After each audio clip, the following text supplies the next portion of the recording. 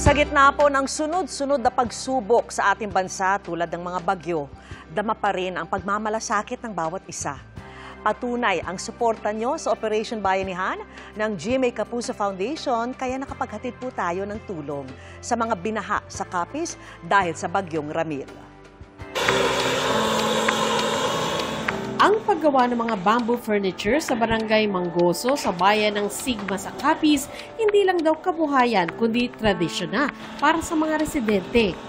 Sa iba't ibang probinsya pa nga raw nakakarating ang kanilang manggagawa.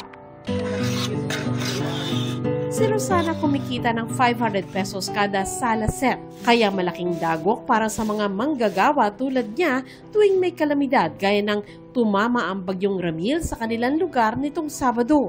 Dahil sa pagbaha, tigil muna siya sa paggawa matapos makansela ang ilang order.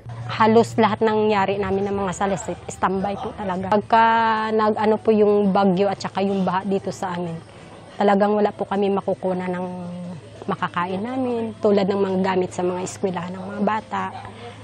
Kasi ito po yung aming hanap buhay talaga dito. Kaya sa pagpapatuloy ng Operation Bayanihan ng GMA Kapuso Foundation para sa mga naapektuhan ng malawakang pagbaha sa Capiz, sa Sigma naman tayo nagbigay ng food packs.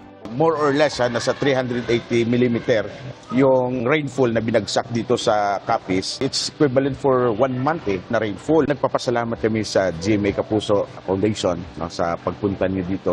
Kahit papano, isang araw o 2 araw, naibsan po yung gutom ng mga tao dito. Sa kabuuan, 8,000 individual ang ating natulungan sa Sigma at Panitan. Sa mga nais mag-donate, maaari kayong magdeposito sa aming mga bank accounts o magpadala sa Cebuana Luwilier.